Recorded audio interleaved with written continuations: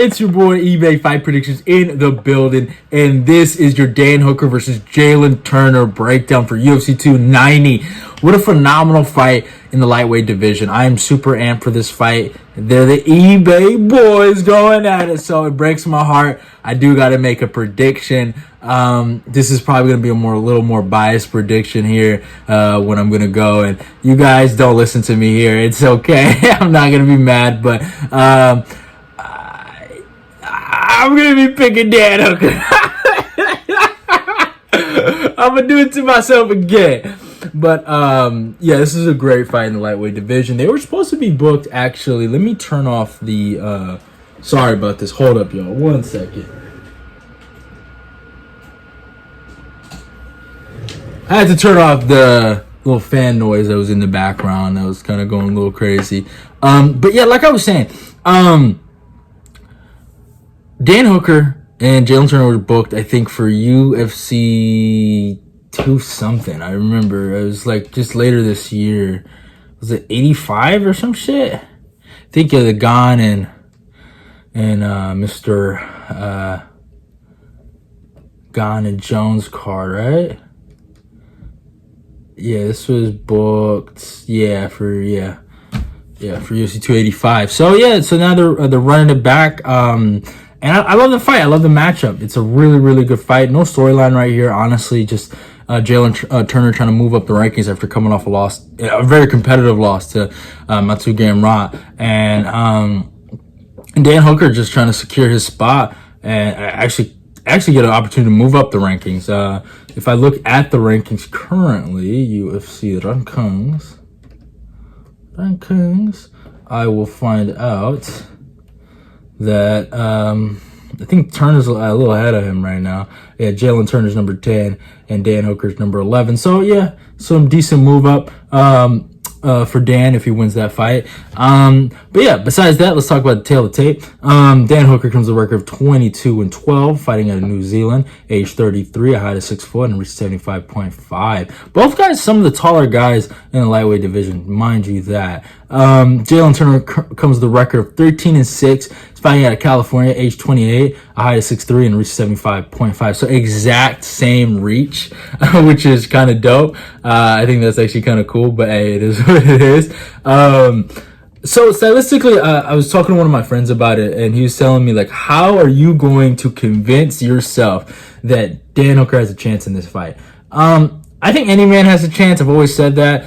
So if you're in a fight, you always got a chance. So that's one. Second of all, I mean, Dan Hooker has fought, and I know you guys have probably heard this before. Dan Hooker has fought some of the top guys in the whole division. Has he beat all of them? No. But the guy does have a win over Gilbert Burns, knocked him out, even though he was at lightweight. And he's fought some of the better guys in the division. And he's been a top 5 lightweight before in his career. So he's been there and he's done that. Stylistically in this matchup, Dan obviously is going to have a boxing disadvantage going into this. That's how I look at it. But kick for kick, I would say they're both kind of even. Maybe Turner's a little faster with his kicks, but yeah, obviously the hands that Turner has, the speed is going to go to Turner. But Dan has experience. He knows what he has to do to get to certain positions. He's not going to rush certain moments. And the guy is one of the toughest dudes in the game and is way more durable than Jalin Turner. Jalin Turner is not as durable as Dan Hooker. He's not been in the wars that Dan Hooker has been. Now, you could say maybe Dan isn't as durable as he is anymore because of those wars. That is true. And I do not disagree with that. But Turner right here, can Turner go out here and completely starch Dan? It can happen. It can. And I'm fully aware of that. But there's a piece of me that thinks Dan has a legit chance in here. If he mixes in the grappling, which obviously Dan has shown that he's able to out-wrestle guys in his Nasser Haskra fight that he had last year, that he's willing to wrestle. And if he's able to do that, then he has a decent chance to win the fight. Or was it? That might have been 2 years ago now, looking at it, actually, that Nasrat fight. But besides that, though, with Turner, we've seen that against guys like Matt Favola and Gamrot, if you take him down, you have a good chance of winning the fight. And then when you see his fight against Vicente Luque, if you touch him really good on that chin with enough power, he goes out. So he's shown that he doesn't have necessarily the greatest chin in the world, and that his wrestling defense is a little suspect. But besides that, he's probably one of the better strikers in the division, just skill for skill. I like how the kid strikes. He's really talented, really fast, and he's super long. So it's going to give him a real advantage in this division. Jalin Turner, besides me kind of shitting on him a little bit, is phenomenal. I basically kind of picked him throughout his career. I don't think I've ever picked against him on this channel. Just look at the guys he's actually fought, man. Some really legit competition. Vicente Luque, Matt Favola, Joshua Kulabau, who's actually doing phenomenal in the featherweight division currently. Brock Weaver is whatever, but he completely starched him. Eurosemitic, that was a really big one for me. I told you guys Jalin was going to get that done, and he got it done in the first round. Jamie Malarkey, who I think just recently got knocked out. If I'm not wrong. But besides that, beat him when he had some hype. Brad Rydell completely made that dude look like a fool, and I told you guys he's gonna do that. And then he had his fight with Matsu Gamrot, and I picked Gamrot to get it done. And that was a very competitive fight, man. Gamrot had his moments, but Jalin Turner had his moments as well. I thought Gamrot won, but it was very, very close and nothing to be ashamed of for Jalin Turner. So now Jalen's at this moment where he's fighting Dan Hooker, and he's probably going to be mad. I know he's going to be mad. He wants to get that one back. He wants to get a win. He wants to be in the win column. He was on a good run, had some good hype on him, and people were excited for him. So I think he wants to get that hype back. Now, Dan Hooker, his resume speaks for itself. He's fought the best of the best, the champion, the last interim champion, anybody, you know.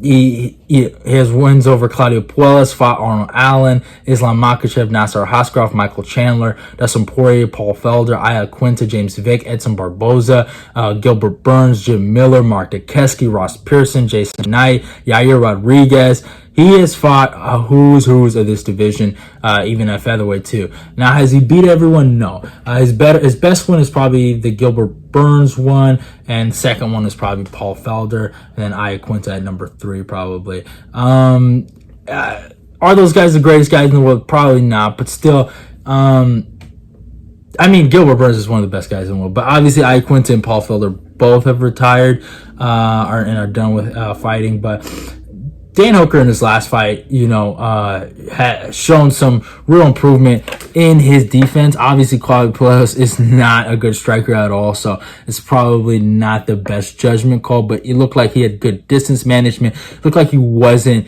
just getting hit to get hit. That was an issue I saw in his Arnold Allen fight, but Arnold Allen's really good, so that's probably just something that happened because of the skill gap between Claudio Puelles and Dan Hooker. Islam Makhachev made easy work of Dan Hooker. I know Michael Chandler smoked him, but the Dustin Poirier fight really showed Dan Hooker's skill level, and he went toe-to-toe with Dustin Poirier, one of the best guys in the division, and he showed what he's capable of. Now, did he lose something after that Poirier fight? Maybe, but I think if he just makes better decisions with how much damage he takes, he's a way better fighter than he actually shows. If he actually plays the distance game, if he actually just taps the leg, or I wouldn't say taps the leg, attack the leg with leg kicks and the body kicks. He has long legs. I love how the guy, he'll throw the high kick, he'll walk you down with body kicks, leg kicks, and lead high kick. And just walk you down and just properly use defense to avoid offensive strikes from the opposing side. I think he can be a lot better. Obviously, he just hasn't done that, but he showed some of that against Claudio Puelles, Nasrat. So when he's fighting lower level competition, he actually looks like a good striker. When he fights these higher level guys, he's getting hit a lot. Now, Jalin Turner will walk him down and will not be scared to meet this man in the middle because he knows how fast he is. He knows how he moves his head. And Turner has good defense. And what I love about him is he just doesn't have good defense. He slips and rips. He'll move his head and then he'll throw a hook. You know what I'm saying? So he'll attack. So obviously that's going to be dangerous for Dan. But here's the ace card. I think Dan's going to wrestle in this fight. I think Dan's going to clinch him. I think Dan's going to get in the clinch. I think he's going to make this dirty. And I think Jalin Turner fights to his best when everything's pretty. But if it's dirty, he is not the same guy. And I think Dan Hooker, I know this is gonna sound crazy, one of the dirtiest motherfuckers in the game, all right? And he'll make that fight dirty. And I'm telling you, Jalin Turner is not as dirty as Dan Hooker. But yeah, I think Dan makes this grimy, dirty. He can really make this a good fight. And I could see Dan maybe finishing this kid in the third round. Dan might have a performance of y'all must have forgot. So it's a biased prediction. E-Bias is back. I already know. You guys know I'm a big Dan Hooker fan. So I'm going to be picking Dan here. But I think he does have a legitimate chance to win this fight. So hope you guys enjoyed the video. Don't roast me too much for this pick. But hey, it is what it is. If you do roast me, I don't care. I probably deserve it. But hey, it is what it is. Love y'all. Goodbye. It's your boy eBay. I'm picking Dan Hooker by third round TKO. But yeah, love y'all and goodbye. Hope you guys enjoyed the video. It's your boy and I'm out of here. Go follow me on my Instagram and my Twitter. Like, comment, and share the video. I'm gone.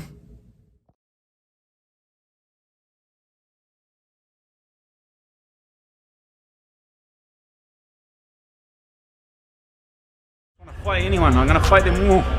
My entire career is the hard way, the hardest way possible. I want the hardest guys on the way. I want a Max Holloway come up, you know, like taking out the best guys.